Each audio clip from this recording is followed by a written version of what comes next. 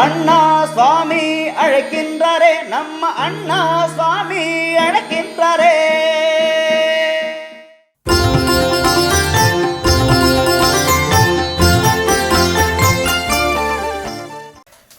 மாயன் மயம் ஆன்மீக அன்பர்களுக்கெல்லாம் என்னுடைய அன்பான ஆசீர்வாதத்தை தெரிவித்துக் கொள்கின்றேன்.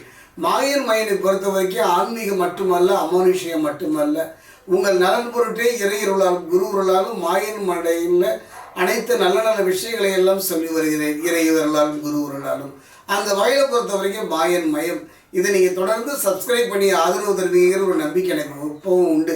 திருத்தணியில் அமைகின்ற அந்த பாதசரீஸ்வரர் ஆலயம் நல்ல முறையில் கட்டி முடிப்பதற்கு நீங்கள் செய்கின்ற சப்ஸ்கிரைப் அந்த முழு புண்ணிய பலத்தை உங்களுக்கு மட்டுமல்ல உங்கள் வம்சத்துக்கும் தரும். அந்த வகையில் பார்க்கும்போது ஒரு அருமையான நிகழ்வு. ஒரு மனிதனுடைய வாழ்க்கையிலும் சரி, முடியாது, முடியவே முடியாது, நடக்காது, இனி நடக்காது என்னெல்லாம் சொல்கின்றோம் அல்லவா, அந்த ஒரு இறுதி நிலை இவ்வளவுதான், வாழ்க்கை இவ்வளவுதான் என்று உடல் ரீதியாக மன ரீதியாக முடியாததை முடித்து வைக்கக்கூடிய ஒரு காலமும் உண்டு. அதைத்தான் பெரியவர்கள் சொல்லி இருக்கின்றார்கள், நாளும் கோலும் செய்வது போல என்று. அப்படிப்பட்ட ஒரு அருமையான ஒரு காலம். இந்த காலம் ஒரு காலத்தில் செய்கின்ற ஒரு, அதாவது சொன்னாங்க ஆடிப்பட்டம் தேடி விதை என்று, காலத்தில் விதைக்கின்ற விதையானது அற்புதமான பலனை தரும். அந்த வகையில் பார்க்கும் பொழுது ஒரு மனிதனுடைய வாழ்வில் இதை அடைய வேண்டுமானால், இதை நோக்கி நாம் நகர வேண்டுமானால், இறுதியில் வெற்றியை நாம் நகர வேண்டுமானால் 3 கிரகங்கள் தேவை. அதுதான் முயற்சின்னு சொல்லுவாங்க. அந்த முயற்சிக்கு காரணம் யாருன்னா செவ்வாய். அந்த முயற்சியை தூண்டுதலுக்குரிய காரணம் எதுன்னு பார்த்தீங்கன்னா கடத்திரகாரன் சுக்கிரன். முயற்சி இருந்தால் மட்டும் போதுமா? அந்த முயற்சியை செயல்படுத்தினால் மட்டும் போதுமா? அந்த முயற்சியை வெற்றிகரமாக நடத்துவதற்கு ஒரு அற்புதமான கிரகம் எதுன்னு பார்த்தீங்கன்னா புதன். அந்த 3 கிரகங்களும் ஒன்றாக இருக்கக்கூடிய ஒரு அற்புதமான ஒரு கிரகம் தான் சூரியன், ஆதித்யன் என்று சொல்வார்கள். பிதுர்காரகன், ஆத்மகாரகன் என்றெல்லாம் சொல்லப்படுகின்ற அந்த சூரியன். சூரியனுடைய கரங்கள் சொல்வாங்க, 1000 கரங்கள் நீட்டி அணைக்கின்ற தாயே போற்றி என்பார்கள். அப்படிப்பட்ட ஒரு காலம் ராவணன். ராவனை பொறுத்த வரைக்கும் எத்தனையோ அஸ்திரங்களை ராவணன் நோக்கி எய்த பொழுது கூட ராவணன் அஸ்திரவில்லை. அவனை வீழ்த்த முடியாமல் கலங்கி நிற்கின்ற பொழுதுதான் அங்கே அகத்தியர் வருகின்றார்.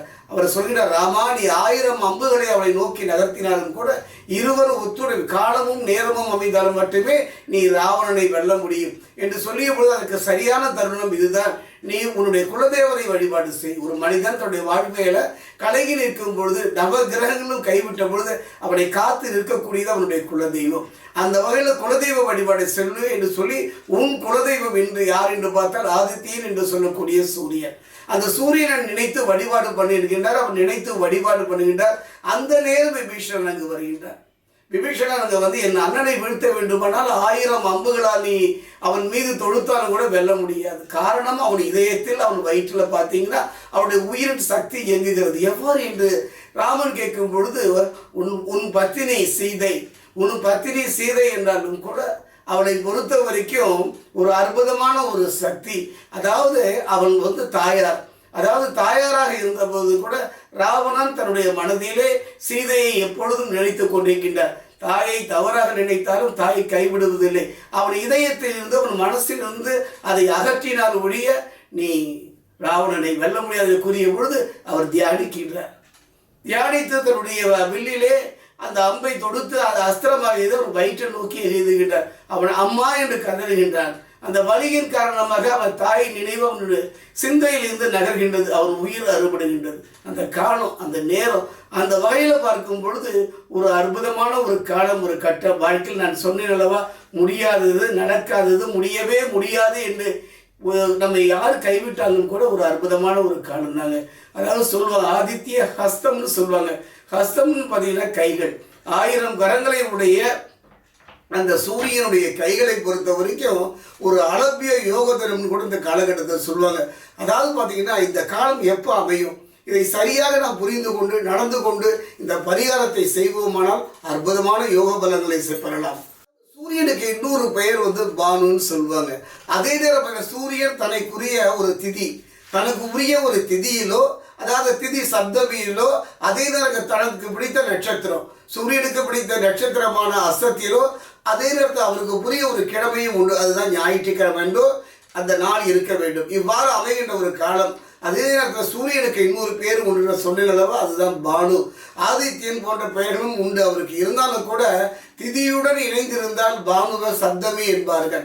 அதே நேரம் நட்சத்திரத்துடன் இணைந்திருந்தால் சூரியன் ஆதித்ய ஹஸ்தம் என்பார்கள். ஹஸ்தம் என்றால் நான் சொன்னேன் அல்லவா கைகள். அந்த சூரியனுடைய கைகள் 1000 கதிர்கள். அந்த வகையில் பார்த்தீங்கன்னா சூரியனுக்குரிய கைகள் அது ஒளி கிரகங்கள் தானே. அந்த வகையில் அந்த காலத்தில் நாம் செய்கின்ற ஒரு குலதெய்வ வழிபாடாகட்டும், சூரியனுடைய வழிபாடாகட்டும் அற்புதமான யோக பலனை தரும்.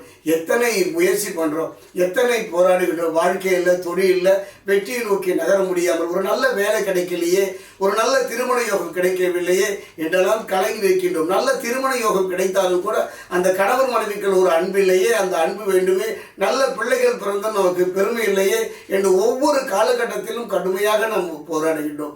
முடியாது என்று நினைக்கின்ற மனதாலும் உடலாலும் பிறராலும் நினைக்கின்றாரே முடித்து வைக்கின்ற அற்புதமான நாள் தான் இப்போ இந்த டிசம்பர் வருகின்ற 14ஆம் தேதி ஞாயிற்றுக்கிழமை. அன்னைக்கு பாதித்த ஆதித்ய ஹஸ்தம் என்று ஒரு அற்புதமான நாள். பெருசாக நம்ம எதுவும் பண்ண வேண்டாங்க. அந்த காலகட்டத்தில் உங்களுடைய குலதெய்வத்தை வீட்டில் விளக்கேது வைத்து வனமுருக வழிபாடு செய்யுங்கள். இல்லையென்றால் அந்த குலதெய்வம் இருக்கின்ற ஆலயம் சென்று வழிபாடு பண்ணுங்க. அதே மாதிரி அகத்தியமா மகரிஷி ராவணனை வெல்வதற்கு ராமனுக்கு தந்து அந்த ஆதித்ய ஹிருதயம் என்று சொல்லக்கூடிய ஒரு அற்புதமான சுலோகம். ஒரு மனிதனுடைய வாழ்க்கையில் சூரியன் மட்டும் நமக்கு நிலையாக நிம்மதியாக இருந்து விட்டாலே போதும். மற்ற கிரகங்கள் எல்லாம் அஸ்தமனமாகிவிடும், மற்ற கிரகங்கள் எல்லாம் பலம் இழந்துவிடும். அப்படிப்பட்ட ஒரு அருமையான நாள். வாழ்க்கையில் போராடி போராடி சைத்த நமக்கு ஒரு பொன்னான நாள். ஒரு பொன் வைக்கும் இடத்துல ஒரு பூ வைப்பது போல இந்த நாளை மறந்து விடாதீர்கள். டிசம்பர் மாதம் வருகின்ற 14ஆம் தேதி ஞாயிற்றுக்கிழமை.